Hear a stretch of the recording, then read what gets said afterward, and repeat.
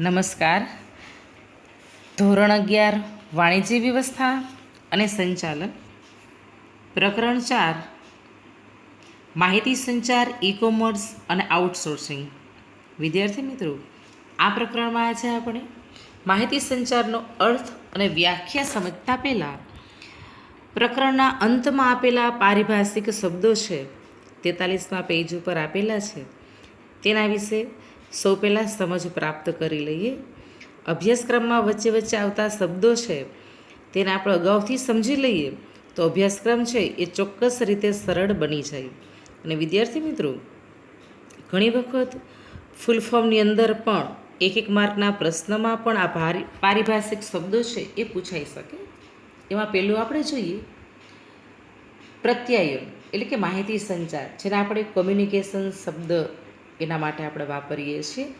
વિદ્યાર્થી મિત્રો, આ કોમ્યુનિકેશન શબ્દ એ લેટિન ભાષાનો એ શબ્દ છે. ત્યાર પછી ઇન્ટરનેટ, જેને આપણે આંતરજાળું કહીએ છીએ. ત્યાર પછી LAN એ પણ ફૂલ ફોર્મમાં પૂછાય, લોકલ એરિયા નેટવર્ક. કમ્પ્યુટરની અંદર આપણે જ્યારે આ પ્રકરણની અંદર ઇન્ટરનેટ વિશે, તેના અર્થ વિશે, ઈ કોમર્સ વિશે શીખવાનું છે ત્યારે આ પારિભાષિક શબ્દો છે તે આવશે. ત્યાર પછી CAN કેમ્પસ એરિયા નેટવર્ક. ત્યાર પછી MAN મેટ્રોપોલિટેશન એરિયા નેટવર્ક. ત્યાર પછી WAN વાઇડ એરિયા નેટવર્ક. ત્યાર પછી વિદ્યાર્થી મિત્રો WWW, તમે તેના વિશે જાણો જ છો, આગળ પણ આવી ગયું, જે વર્લ્ડ વાઇડ વેબ ફૂલ ફોર્મમાં ઘણી વખત પૂછાય છે. ત્યાર પછી COD કેશ ઓન ડિલિવરી,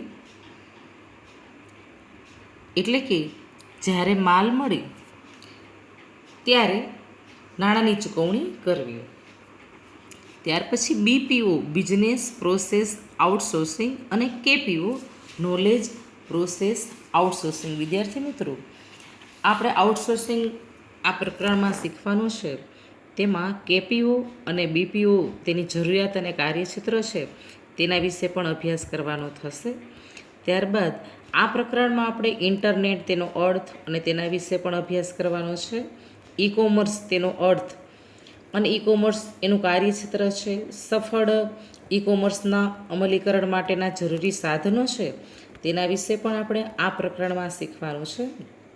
વિદ્યાર્થી મિત્રો, સૌ પહેલાં આપણે આ પ્રકરણમાં માહિતી સંચારનો અર્થ અને વ્યાખ્યા છે એની આપણે વાત કરીએ. વર્તમાન પરિસ્થિતિમાં ધંધામાં હરીફાઈનું પ્રમાણ ખૂબ વધી ગયું છે. આ હરીફાઈના યુગમાં ધંધાના વિકાસ માટે માનવ સંસાધનો જેવા પરિબળો ખૂબ મહત્ત્વના બની ગયા છે. વિદ્યાર્થી મિત્રો, માનવ સંસાધનો કે ધંધાકીયની અંદર કામ કરતા માનવીઓ છે તેમની વચ્ચે માહિતીની આપ લે કરવી, જે આપણે કોમ્યુનિકેશન કહીએ છીએ, તેની અહીંયા વાત છે. અમે ધંધાકીય કમે હરીફાઈમાં ટકી રહેવા માટે ચીજવસ્તુ કે પેદાશ છે તેની ગુણવત્તા ઊંચી રાખવી, ચીજવસ્તુ કે પેદાશની પડતર કિંમત નીચી રાખવી અને માલ છે તેનું ઝડપી વહન, હેરફેર કરવું અને ગ્રાહકોને વધુમાં વધુ સારી સેવા આપવી, આ બાબતો છે એ ધંધાકીય માટે ખૂબ મહત્ત્વની બની જતી હોય છે. માહિતી સંચારના સાધનો દ્વારા માહિતી સંચારની પ્રક્રિયા ધંધાકીય એકમ માટે અત્યંત જરૂરી છે. ધંધાકીય એકમના અન્ય એકમો તથા ગ્રાહકો સાથેના વ્યવહારો માટે ઈ કોમર્સની વ્યવસ્થા અસ્તિત્વમાં આજે આવી રહી છે. એટલું જ નહીં, પરંતુ ધંધાના આંતરિક કાર્યો એ બહારના સ્ત્રોત દ્વારા સરળતાથી થઈ શકે તે માટે આઉટસોર્સિંગની પણ આજે જરૂરિયાત ઊભી થઈ ગઈ છે. તો વિદ્યાર્થી મિત્રો, સરળ શબ્દમાં આપણે કહીએ કે ધંધાદારી એકમોમાં કામ કરતી વ્યક્તિઓ વચ્ચે માહિતીની આપ-લે કરવી તેનું નામ માહિતી સંચાર. ધંધાદારી સંચાલનમાં હુકમો, સૂચનાઓ, માહિતી અને વિચારોની આપ-લે અનિવાર્ય હોય છે. તો વિદ્યાર્થી મિત્રો, માહિતી સંચારનો અર્થ ઘણા બધા લેખકોએ આપેલો છે. એની વ્યાખ્યા જોતા પહેલાં આપણે માહિતી સંચારના અર્થ વિશે વાત કરી લઈએ. ઘણી વખત એક ગુણ માટેનો પ્રશ્ન બી વિભાગમાં પૂછાઈ શકે. માહિતી સંચારનો અર્થ આપો. આમ તો માહિતી સંચાર એટલે પ્રત્યાયન, જેના માટે અંગ્રેજી શબ્દ કોમ્યુનિકેશન આપણે વાપરીએ છીએ. વિદ્યાર્થી મિત્રો, આ કોમ્યુનિકેશન છે એ લેટિન ભાષામાંથી બનેલો આ શબ્દ છે. ક્યારેક એક માર્ક માટેનો પ્રશ્ન હોય તો એને આપણે અહીં હાઇલાઇટ કરીએ છીએ. કોમ્યુનિકેશન શબ્દ એ મૂળ કઈ ભાષાનો, તો કે લેટિન ભાષાનો બનેલો છે. અને આ કોમ્યુનિકેશન એ બે શબ્દો, એ તો કોમ્યુનિસ્ટ અને કોમ્યુનિકેર એના ઉપરથી ઉતરી આવેલો છે. તો વિદ્યાર્થી મિત્રો, અહીંયા પણ એક માર્કનો પ્રશ્ન પૂછાઈ જાય, જેનો અર્થ ટુ શેર કોમન એવો થાય. પ્રત્યાયનના અર્થમાં સમય જતાં ઘણા બધા પરિવર્તન આવી ગયા, એટલે કે પ્રત્યાયન માહિતીની આપ લે કરવી, એમાં ઘણા બધા ફેરફારો છે એ થતા રહ્યા છે. વિદ્યાર્થી મિત્રો, આદિમાનવોની વાતથી અત્યાર સુધી આધુનિક અને વિજ્ઞાન ટેકનોલોજીના યુગમાં ઘણા બધા મોટા મોટા પરિવર્તનો છે એ પ્રત્યાયનમાં જોવા મળ્યા છે. જેને લીધે આપણે કહી શકીએ કે પ્રત્યાયન એ આજે વિશાળ અર્થ ધરાવતો શબ્દ બની ગયો. આદિમાનવો હતા ત્યારે સંકેતો અને હાવભાવથી અશાબ્દિક પ્રત્યાયન છે કરતા. ત્યારબાદ બોલી સ્વરૂપે ભાષાનો ઉપયોગ થવા લાગ્યો. તો માહિતી સંચારમાં આ ભાષા છે આવી ગઈ. અને આજે વિજ્ઞાન અને ટેકનોલોજીના વિકાસના પરિણામે ભાષા અને સંજ્ઞાઓના ઉપયોગથી પ્રસારણના વિવિધ માધ્યમો દ્વારા માહિતી સંચાર છે એ ઝડપી અને સરળ બની ગયો. વિદ્યાર્થી મિત્રો, માહિતી સંચારની ઘણી બધી પદ્ધતિઓ છે. લેખિત, મૌખિક, દ્રશ્ય, શ્રાવ્ય, મૌન, આ બધી પદ્ધતિઓ છે એના દ્વારા આપણે માહિતીની આપ-લે કરી શકીએ. 12મા ધોરણના વાણિજ્ય વ્યવસ્થા અને સંચાલનના 6ઠ્ઠા પ્રકરણમાં તમને માહિતી સંચાર વિશે અર્થ, તેની લાક્ષણિકતા અને તેની પદ્ધતિઓ છે તેના વિશે અભ્યાસ કરવાનો થશે જ.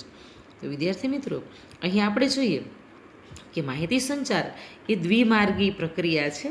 એટલે કે માહિતી આપી શકાય છે અને માહિતી મેળવી પણ શકાય છે. દ્વિમાર્ગી પ્રક્રિયા થઈ. માહિતી સંચારમાં માહિતી એને એક સ્ત્રોત પાસેથી લઈ જઈને અન્યને પહોંચાડવાની પ્રક્રિયા છે. એટલે આ પ્રક્રિયામાં માહિતી મોકલનાર દ્વારા માહિતીને જે તે સ્વરૂપમાં એકઠી કરીને યોગ્ય માધ્યમ કે માર્ગ દ્વારા મોકલવામાં આવે છે.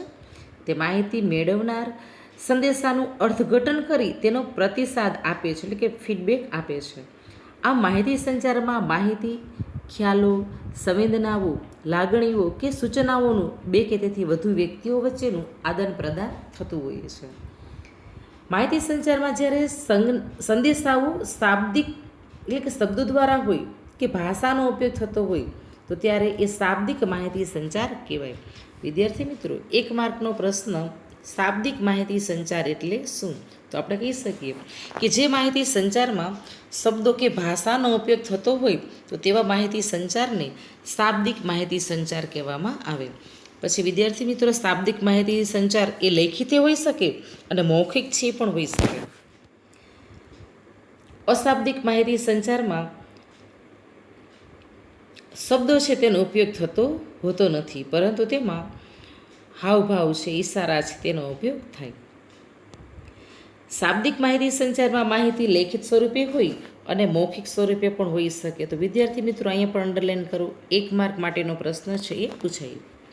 શાબ્દિક માહિતી સંચારમાં શબ્દોની યોગ્ય પસંદગી અને વાક્યમાં શબ્દોનું યોગ્ય સ્થાન એ ખૂબ મહત્ત્વનું છે. વિદ્યાર્થી મિત્રો, ખાસ યાદ રાખો, શાબ્દિક માહિતી સંચાર પછી લેખિત હોય તોય ભલે અને મૌખિક હોય તોય ભલે, એમાં જે વાક્ય બનતું હોય છે તેમાં શબ્દો જો કોઈ આગળ પાછળ કરી નાખવામાં આવે તો તેનો અર્થ છે બદલાઈ જતો હોય છે. એટલા માટે કહી શકીએ કે શાબ્દિક માહિતી સંચારમાં જે વાક્ય બને છે તેમાં શબ્દનું સ્થાન એ ખૂબ અગત્યનું છે. આથી વાક્યમાંથી મળતા સંદેશાનો ચોક્કસ અર્થ નીપજી શકે. સંદેશાની રચના કરતી વખતે ખાસ યાદ રાખવા જેવી, અનુસરવા જેવી બાબત છે કે સંદેશો keep it short and sweet હોવો જોઈએ, એટલે કે ટૂંકો અને સરળ છે સંદેશો હોવો જોઈએ. માહિતી સંચારમાં શબ્દરહિત માહિતી મોકલવામાં અને મેળવવામાં આવે તો તે માહિતી એટલે કે તે માહિતી સંચાર એ અશાબ્દિક માહિતી સંચાર છે એ બની જતો હોય છે. વિદ્યાર્થી મિત્રો, 1 માર્ક માટેનો પ્રશ્ન, અશાબ્દિક માહિતી સંચાર એટલે શું? તો આપણે કહી શકીએ કે અશાબ્દિક માહિતી સંચાર છે તેમાં શબ્દ હોતા નથી. શબ્દ રહિત જે માહિતી મોકલવામાં કે મેળવવામાં આવે તે અશાબ્દિક માહિતી સંચાર કહેવાય. અશાબ્દિક માહિતી સંચાર કેવી રીતે થાય? તો એનો પણ અહીંયા જવાબ છે ઈશારા દ્વારા, શારીરિક અભિવ્યક્તિ દ્વારા, શરીરની મુદ્રાઓ છે, ચહેરાના હાવભાવ છે, આંખના ઈશારા છે. આ રીતે અશાબ્દિક માહિતી છે મેળવી શકાય અને મોકલી પણ શકાય.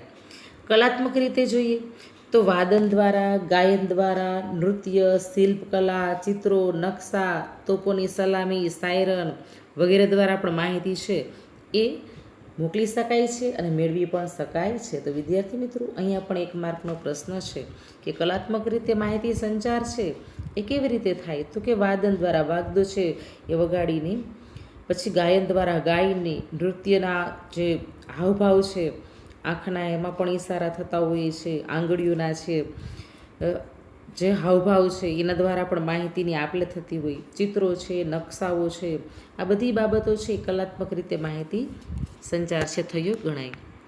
તો વિદ્યાર્થી મિત્રો, માહિતી સંચારની વ્યાખ્યા અલગ અલગ ઘણા બધા લેખકોએ આપેલી છે. પેલી વ્યાખ્યા આપણે જોઈએ તો વિચારો, અભિપ્રાયો કે માહિતીનું વક્તવ્ય, લખાણ કે સંજ્ઞાઓ દ્વારા સંદેશાની આપલે કરવી એટલે માહિતી સંચાર. વિદ્યાર્થી મિત્રો, જ્યારે કોઈ વ્યક્તિ અન્યના મનમાં અમુક સમજ ઊભી કરવા માગે ત્યારે તે જે કંઈ કરે છે તે બધાનો સરવાળો એટલે માહિતી સંચાર એવું પણ આપણે કહી શકીએ, કે જેમાં કહેવાની, સાંભળવાની અને સમજવાની પદ્ધતિની સતત થતી પ્રક્રિયા છે એનો સમાવેશ થાય છે. વિદ્યાર્થી મિત્રો, માહિતી સંચાર એટલે પ્રત્યક્ષ કે પરોક્ષ રીતે સભાનપણે કે અભાનપણે પણ પ્રસારિત થતી લાગણીઓ છે, વલણો છે, ઈચ્છાઓનો કુલ સરવાળો એટલે પણ માહિતી સંચાર એવું પણ આપણે કહી શકીએ. અને ત્યાર પછી માહિતી સંચારની બીજી વ્યાખ્યા આપેલી છે. માહિતી સંચાર એટલે લોકો વચ્ચે થતી એવી પ્રક્રિયા કે જેમાં માહિતી મોકલનારના જ્ઞાન, વિચારો, ખ્યાલો, સમજણ, સંવેદના, લાગણીઓ કે વલણો અંગેની માહિતીનું યોગ્ય સંકેતો દ્વારા યોગ્ય માધ્યમથી થતું પ્રસરણ છે કે જે માહિતી મેળવનારને પ્રભાવિત કરે છે, તેના વર્તનમાં પરિવર્તન થાય, તેની સાથે સંબંધો સ્થાપી અને જાળવી. તો વિદ્યાર્થી મિત્રો, આ પણ માહિતી સંચારની, કમ્યુનિકેશનની લાંબી એવી વ્યાખ્યા થઈ. જો યાદ ન રહીએ તો સરળ અર્થમાં ઉપર આપેલી જ છે અને નીચે પણ આપેલી છે. માહિતી સંચાર એટલે આપણા વિચારો બીજાના મગજમાં દાખલ કરવાની પ્રક્રિયા. વિદ્યાર્થી મિત્રો, આ સરસ વ્યાખ્યા આપી છે ડૉક્ટર સક્સેનાએ. આપણા વિચારો બીજાના મગજમાં દાખલ કરવાની પ્રક્રિયા એટલે માહિતી સંચાર. કોલેજની અંદર જશો ત્યારે તમને લેખકના નામજોગ વ્યાખ્યા પૂછાય તે પણ ચાલે, તો ત્યાં તમારે નામજોગ વ્યાખ્યા આપવી પડે. માહિતી સંચાર એટલે હકીકતો છે, વિચારો છે, અભિપ્રાયો છે, લાગણીઓ છે, 2 કે તેથી વધુ વ્યક્તિઓ છે તેની વચ્ચે આપલે કરવામાં આવી તો એ પણ માહિતી સંચારની વ્યાખ્યા થઈ. વિદ્યાર્થી મિત્રો, આમ જોઈએ તો આ ઉપરની વ્યાખ્યાઓ છે એના ઉપરથી માહિતી સંચારની સ્પષ્ટતા એટલી તો મળી જ રહે છે કે તેમાં કોઈ એક પક્ષ કંઈક કહે એ જ પૂરતું નથી. જ્યારે એક વ્યક્તિ કંઈક કહેતી હોય ત્યારે બીજી વ્યક્તિ તે સાંભળે અને આપેલો સંદેશો સમજે એ પણ આવશ્યક છે. જ્યારે સાંભળનાર વ્યક્તિ બોલનારના સંદેશા પ્રત્યે બેદરકારી બતાવે, તેને સમજવા પ્રયત્ન ન કરે ત્યારે માહિતી સંચાર નિષ્ફળ ગયું એવું ગણાય. એટલા માટે જ માહિતી સંચારની સરસ અલગ અલગ વ્યાખ્યાઓ છે એની આપણે વાત કરેલી. આ માહિતી સંચારની પ્રક્રિયાઓ છે તેના વિશે આપણે આગળના લેક્ચરમાં અભ્યાસ કરીશું. ધન્યવાદ.